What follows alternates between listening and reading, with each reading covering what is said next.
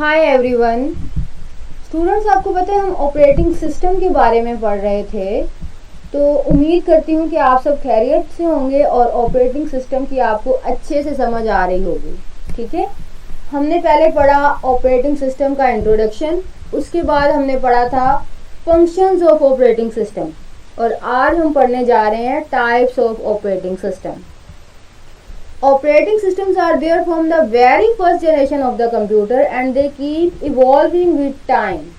ठीक है, तो ऑपरेटिंग सिस्टम की काफ़ी सारी टाइप्स हैं। उनमें बैच ऑपरेटिंग सिस्टम है, मल्टी प्रोग्रामिंग ऑपरेटिंग सिस्टम है, मल्टीटास्किंग ऑपरेटिंग सिस्टम है, टाइम शेयरिंग ऑपरेटिंग सिस्टम है, real time operating system, multi processor operating system, parallel processing operating system, distributed operating system और एम्बेडेड ऑपरेटिंग सिस्टम है। ठीक है, इसमें सबसे पहले हम पढ़ेंगे batch operating system. Batch processing operating system में स्टूडेंट्स क्या होता है, आपने वर्ड बैच सुना होगा। ठीक है, बैच क्या होता है? जैसे आप कहते हैं कि ये स्टूडेंट्स मेरे बैच का है, ये स्टूडेंट मेरे बैच का है, हम सब ने एक ही बैच में पढ़ा था। तो वो बैच क्या होता है? सेम स्पेसिफिकेशन रखने वाले लोगों का या चीज़ों का या एक्टिविटीज़ का एक ग्रुप।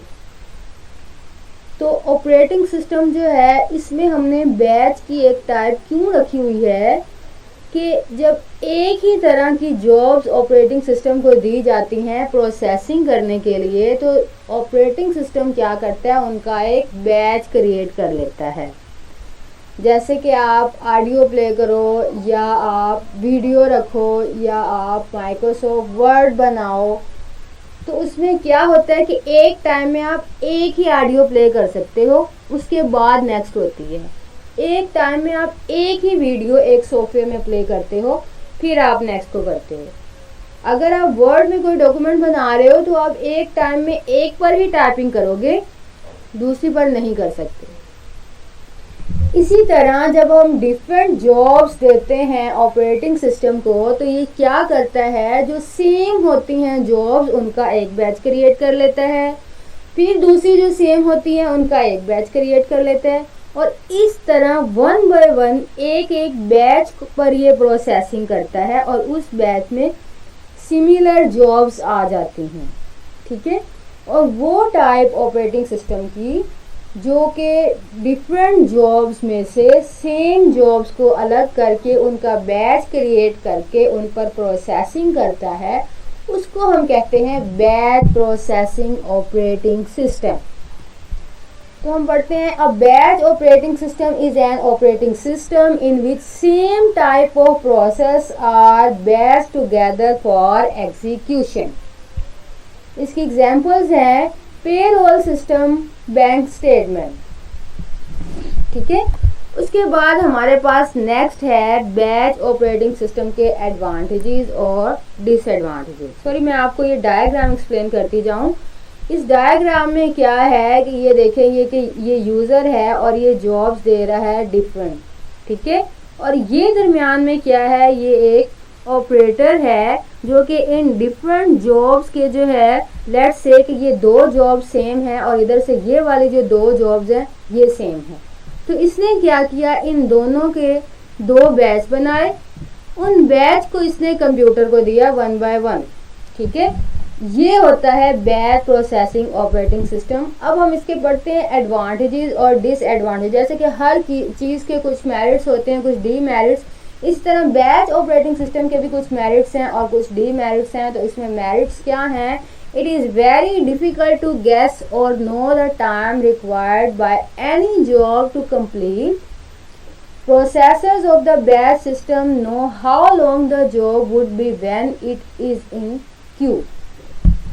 यानी कि जब हम डिफरेंट जॉब्स को उनके बैच बनाते हैं और एक बैच में ज़्यादा सारी जॉब्स दे देते हैं, तो हमारे लिए ये जानना बहुत मुश्किल हो जाता है कि किस जॉब को कितना टाइम रिक्वायर्ड है, कितनी देर में मेरा ये वाला काम इस पर प्रोसेसिंग हो जाएगी और ये फ्री हो जाएगा।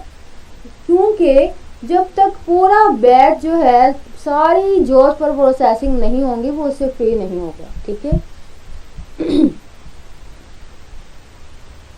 उसके बाद क्या है, multiple users can share the batch system, कि मल्टीपल यूजर्स जो होते हैं वो बैच सिस्टम को यूज कर सकते हैं सिमिलर जॉब्स देकर, सिमिलर प्रोसेसेस देंगे तो वो ऑपरेटर जो है वो उनको एक ही बैच उनका क्रिएट करेगा। तो इस तरह मल्टीपल यूजर्स जो हैं वो बैच ऑपरेटिंग सिस्टम को यूज कर सकते हैं।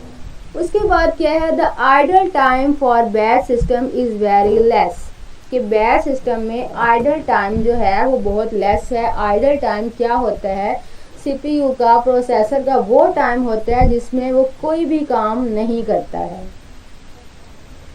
It is easy to manage large work repeatedly in batch system, कि बैच सिस्टम में ये बहुत ईजी है कि हम ज़्यादा सारा काम को मैनेज कर सकते हैं। ज़्यादा सारे काम को अगर वो सेम है तो उनका एक बैच क्रिएट कर लेते हैं तो वो उस पर फ़ौरन प्रोसेसिंग हो जाती है। उसके बाद डिसएडवांटेज इसका क्या है, batch systems are hard to debug, कि बैच सिस्टम की डिबगिंग करना बहुत मुश्किल होता है। यानी कि उसमें अब डिबगिंग क्या होता है, डिबगिंग होता है वो प्रोसेस होता है जिसमें हम किसी भी प्रोग्राम में से एरर्स को फाइंड करते हैं और फिर उनको रिमूव करते हैं। तो बैच सिस्टम में एरर्स को फाइंड करना पहले तो बहुत मुश्किल होता है और उसके बाद उनको रिमूव करना बहुत मुश्किल होता है, ये इसका डिसएडवांटेज है। उसके बाद इट इज़ समटाइम्स कॉस्टली, ये कॉस्टली भी हो सकता है। The other job will have to wait for an unknown time if any job fails, कि अगर बैच में कोई एक जॉब फेल हो जाती है, करप्ट हो जाती है, उसमें कोई भी एरर आ जाता है तो बाकी जॉब्स को काफ़ी सारा वेट करना पड़ता है उस जॉब से फ्री होने के लिए, ठीक है। तो ये थे बैच ऑपरेटिंग सिस्टम के एडवांटेज और डिसएडवांटेजेस। नेक्स्ट हम पढ़ेंगे नेक्स्ट वीडियो में ऑपरेटिंग सिस्टम की बाकी टाइप्स, ठीक है। आज के लेक्चर के लिए बस इतना ही काफ़ी है। ओके, अल्लाह हाफिज़।